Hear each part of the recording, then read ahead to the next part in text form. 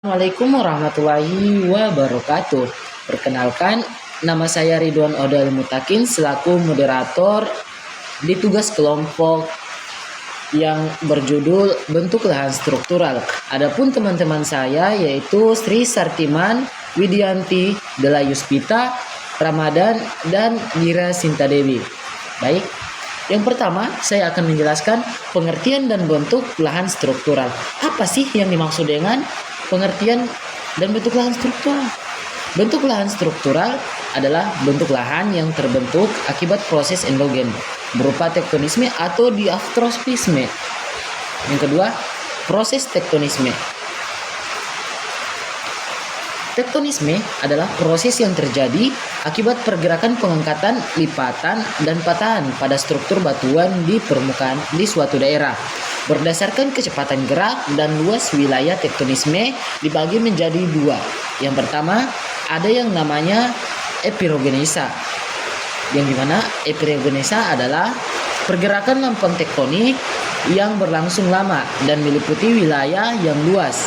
Gerakan ini diakibatkan oleh pengangkatan dan penurunan permukaan bumi. Yang kedua, ada yang namanya orogenesa. Orogenesa adalah pergerakan lempeng tektonik yang sangat cepat dan meliputi wilayah yang sempit yang terjadi akibat adanya tekanan arah mendatar pada lapisan batuan yang lentur. Oke, untuk contoh epirogenesa dan orogenesa saya akan memperlihatkan pada saat presentasi. Assalamualaikum warahmatullahi wabarakatuh. Perkenalkan, nama saya Widianti dengan NIM A1P1240030. Baik, saya akan melanjutkan PPT yang dijelaskan oleh teman saya, yaitu epirogenesa dibagi menjadi dua, yaitu epirogenesa positif adalah gerakan yang mengakibatkan turunnya lapisan kulit bumi sehingga permukaan air laut terlihat naik, seperti turunnya pulau-pulau bagian timur. Yang kedua, epirogenesa negatif, yaitu gerakan yang mengakibatkan naiknya lapisan kulit bumi sehingga permukaan air laut terlihat turun, seperti pengangkatan benua Asia. Dan ada 3 tipe pergerakan lempeng. Yang pertama, divergen adalah gerakan lempeng-lempeng tektonik yang saling menjauh. Yang kedua, konvergen adalah gerakan lempeng-lempeng tektonik yang saling mendekat. Yang ketiga, transform adalah pergerakan lempeng-lempeng tektonik yang saling berpasangan. Proses tektonisme ada 2, yaitu lipatan dan patahan. Yang pertama, lipatan, perubahan kedudukan struktur dari batuan akibat deformasi tektonik yang dihasilkan oleh gerak atau gaya tektonik endogen yang pada umumnya tangensial. Yang kedua, patahan, putusnya struktur lapisan batu pembentuk kerak bumi sebagai akibat atau tegangan yang tidak sama menurut arah gesekan patahannya. Patahan menjadi 3, yaitu patahan normal, patahan sungkup, dan patahan mendatar. Sekian dari saya. Wassalamualaikum warahmatullahi wabarakatuh. Macam-macam lipatan tegak, yaitu lipatan yang terjadi karena pengaruh tenaga horizontal sama atau tenaga radial sama dengan tenaga tangensial. Lipatan miring adalah tenaga yang terjadi karena arah tenaga horizontal tidak sama ke salah satu sisi. Lipatan rendah adalah lipatan yang memiliki bentuk landai seperti bentuk merebah. Penyebab terjadinya lipatan ini yaitu karena adanya dorongan secara melintang dari satu arah. Contoh lipatan tegak ada di bagian kiri, lipatan miring ada di bagian tengah, dan lipatan isolinal ada di bagian kanan. Lipatan sesar sungkup merupakan kelanjutan dari lipatan rebah yang mendapatkan tekanan secara terus-menerus. Jika lapisan ini yang mengalami lipatan sesar sungkup tidak cukup elastis, maka akan terjadi patahan. Lipatan pengantung adalah kelanjutan dari lipatan miring yang terus mendapat dorongan. Sesuai dengan namanya, lipatan ini mempunyai puncak yang menggantung atau bagian puncaknya terdorong sangat tinggi sehingga bentuk seperti menggantung. Lipatan isoslinal adalah lipatan yang memiliki bidang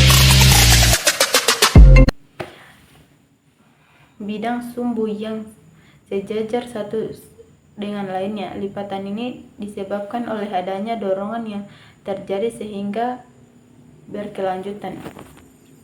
Contohnya, lipatan sesar sungkup ada di bagian kiri, lipatan pengantung ada di bagian tengah, dan lipatan isoslinal ada di bagian kanan. Macam-macam patahan ada 3. Yang pertama, patahan normal. Patahan normal adalah patahan yang terjadi pada batuan yang salah satu bagiannya mengalami pergerakan ke bawah terhadap keadaan asalnya. Yang kedua, pada reserve fault adalah kebalikan dari normal fault, yaitu arah patahan bagian batuan adalah naik terhadap keadaan awal batuan. Dan yang ketiga adalah patahan strike slip. Adalah patahan yang terjadi pada batuan yang arah patahannya secara horizontal. Bentuk lahan patahan. Yang pertama, horst dan graben adalah bentuk topografi yang terbentuk akibat patahan pada kerak bumi, yang dimana horst adalah blok kerak bumi yang terangkat ke atas dan dibatasi oleh patahan alami. Horst juga dikenal sembul, sedangkan graben adalah blok kerak bumi yang turun akibat perluasan atau penarikan kerak, dan graben juga disebut terban atau sleng. Contoh patahan di dunia. Yang bagian kanan adalah patahan batas antara lempeng Pasifik dan lempeng Amerika Utara. Aktivitas seismik di daerah ini sering menyebabkan gempa bumi besar. Patahan ini dikenal karena pergerakan horizontal. Dan yang bagian kiri adalah patahan yang memisahkan lempeng Nubia dan lempeng Somali. Proses ini menyebabkan terbentuknya danau-danau besar dan aktivitas vulkanik. Pemetaan zona rawan bencana terbagi dalam 3 zona peta, yaitu zona yang berwarna kuning, hijau, dan merah. Daerah yang berwarna merah termasuk ke dalam zona rawan bencana. Assalamualaikum warahmatullahi wabarakatuh. Perkenalkan, nama saya Dela Yuspita dengan NIM A1P1248082. Baik, di sini saya akan melanjutkan materi yaitu strike dan dip. Strike atau jurus adalah arah garis yang dibentuk dari perpotongan bidang planar dengan bidang horizontal ditinjau dari arah utara. Sedangkan DIP atau dip adalah derajat yang dibentuk antara bidang planar dan bidang horizontal yang arahnya tegak lurus dari garis strike. Baik, lanjut di slide yang kedua yaitu bentuk lahan dan struktural pada dataran tinggi. Karakteristik dataran tinggi terbagi menjadi 4, yaitu ketinggian. Dataran tinggi memiliki ketinggian di atas 500 meter di atas permukaan laut. Yang kedua, topografi. Dataran tinggi memiliki topografi yang bergelombang atau bergunung-gunung. Yang ketiga, suhu. Dataran tinggi memiliki suhu udara yang lebih dingin daripada dataran rendah. Yang terakhir, tekstur tanah. Dataran tinggi memiliki tekstur tanah yang subur. Baik, yang selanjutnya itu teras struktural. Teras struktural tampak sebagai permukaan bertingkat karena proses pengangkatan berulang-ulang yang terjadi pada masa lampau di suatu tempat. Salah satu bentuk alam dari teras struktural ialah step fall atau tebing bersusun. Teras struktural menempati batuan yang relatif horizontal dengan perlapisan miring. Bentuk lahan struktural ini berlawanan dengan perbukitan monoklinal. Bentuk permukaan dari perbukitan monoklinal ialah datar, miring, datar.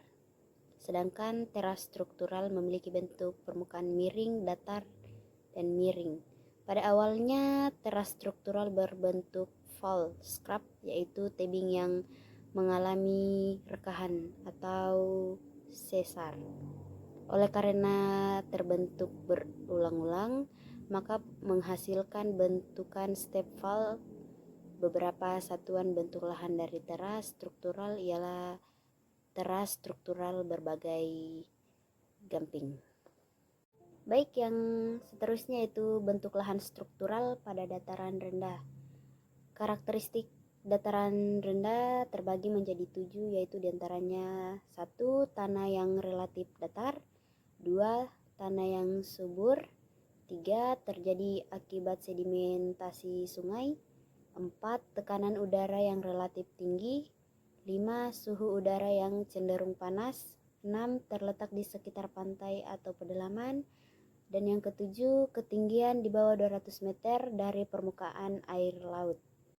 Mungkin itu saja penyampaian materi kami tentang bentuk lahan struktural. Saya sendiri selaku moderator dan mewakili teman-teman saya mengakhiri dengan ucapan billahi taufik wal hidayah. Wassalamualaikum warahmatullahi wabarakatuh. Terima kasih.